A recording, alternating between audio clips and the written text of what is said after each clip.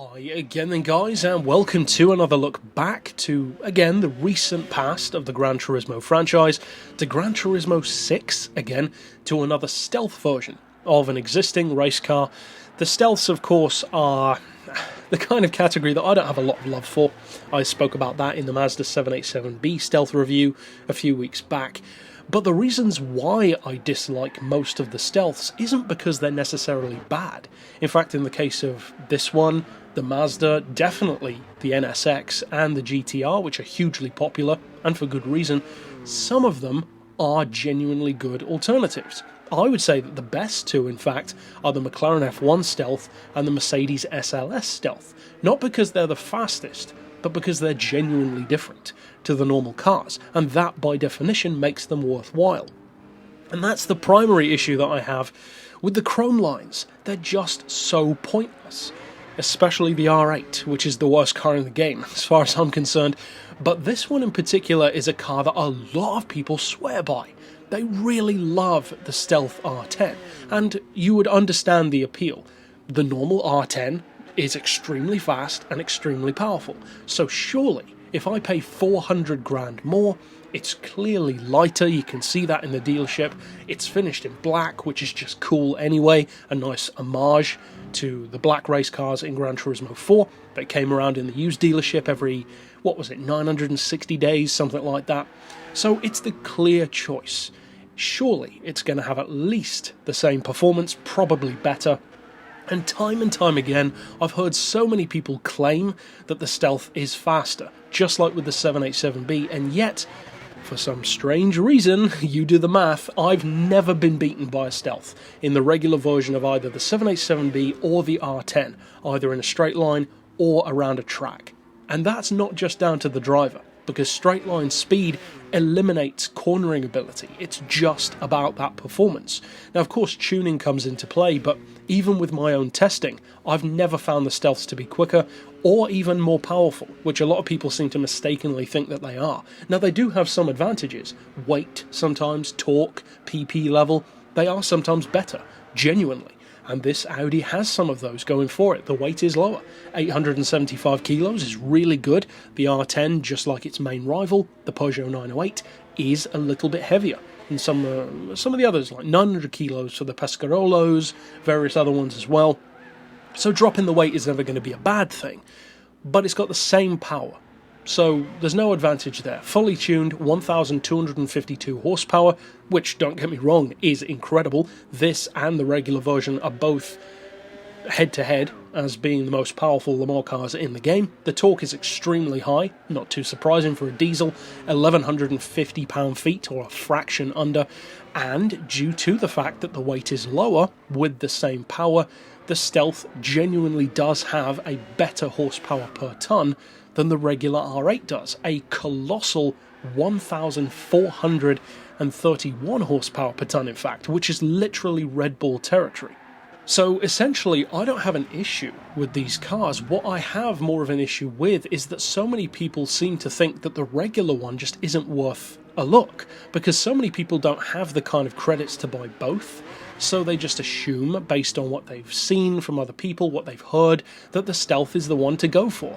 But I like to highlight the fact that actually no, the regular one is worth your time and attention as well. Now in the case of the R10, you're still looking at incredible performance.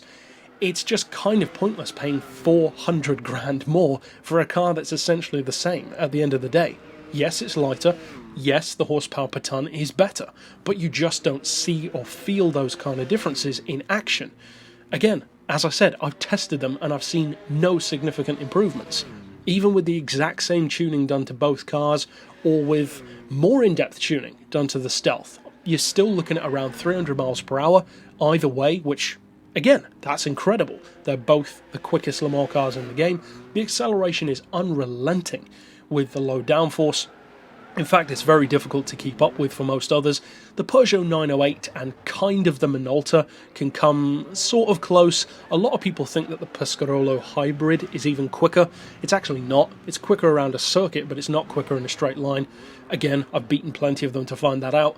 But The case of this car is, for me, just like with the Mazda, just like with some of the chrome lines, especially the chrome lines though, because they're just straight up bad. The issue is that I wish those people had been told beforehand, or at least had the opportunity to try the regular versions, to realise that no, you don't have to buy this stealth version and be exactly the same as everyone else. You can buy the better looking original with the orange and green, for instance, in the case of the Mazda, or the silver and red in the case of the Audi. Now, if you prefer the stealth, good for you.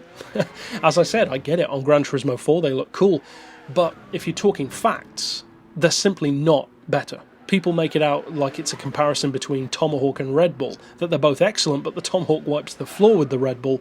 It just doesn't work out like that. So if you've got a stealth, and if you haven't tried the regular versions, perhaps not so much now that the servers are down, of course, but just in general, give the regular one a try, because you'll be surprised at just how similar it turns out to be, but I would say with a more interesting livery. And of course, that is down to personal preference every time.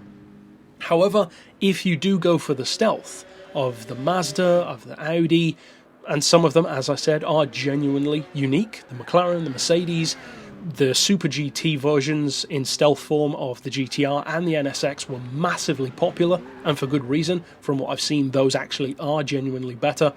With these ones though, just keep your mind open, because so many people are just shut off and just say, nope, the stealth is better, I think it's better, I've never seen someone beat me in a normal one. Fair enough, but just give the regular one a try. Trust me on that. They are so good and so similar that unless you want a black one, that's the only advantage. In the case of both cars, they're so much more expensive. You could literally buy the regular version and a supercar for the price of this one.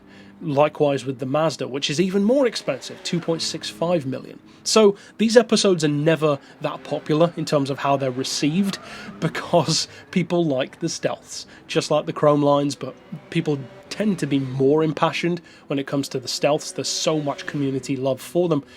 But it kind of annoys me just how one-sided the argument seems to be of these being almost like the cure to cancer kind of level race cars, where they're just not that good. So overall, check out the regular versions if you get the chance. If you want to buy the stealth anyway, or at the very least as well as the normal version, then by all means do so. As I said, they're not bad cars. This is still a 300 mile per hour car, so of course it's not bad. But that's it overall for this particular pick. Of course, I'll see you guys next time, and for now, as always, thanks for watching.